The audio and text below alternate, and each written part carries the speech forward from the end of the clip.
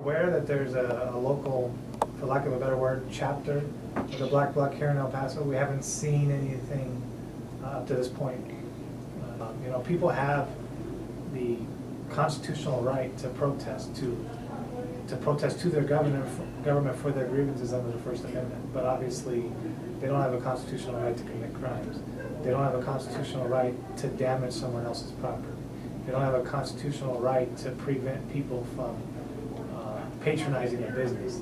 They don't have those constitutional rights. And unfortunately, some people want to stretch, believe, or want to try and say that their First Amendment rights does allow them to do that. And historically, the courts have consistently said that it doesn't.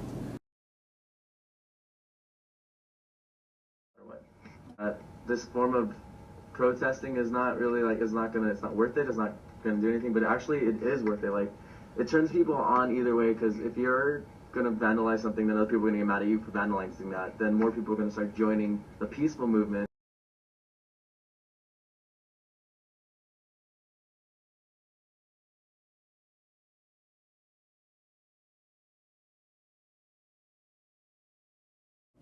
As they will tell you themselves, at least on the internet, I think that they say that they support anarchy and they're anarchists. And obviously, anarchy and anarchists are contrary to the rule of law, to what law enforcement does.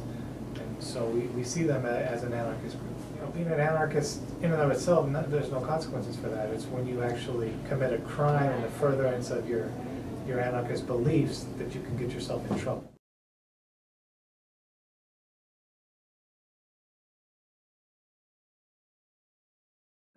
Like, we're looking for people all the time, you know, and it's really easy to find people who are really willing to do it, but people who are truly dedicated to what it's all about and like just really getting out there and trying to make a difference no matter how they can do it.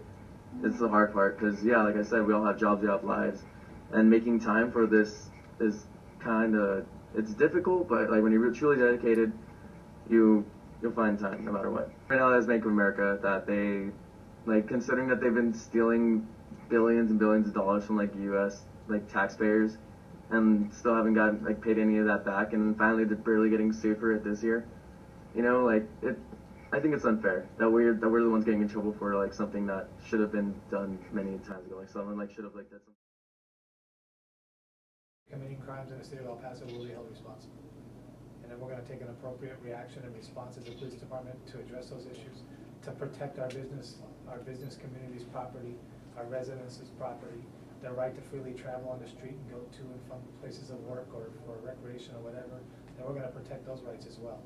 And as long as you want to protest within the confines of what the courts have said is appropriate, without damaging other people's property, getting a permit when required, and doing those things, then we're going to do our best to protect your right to protest.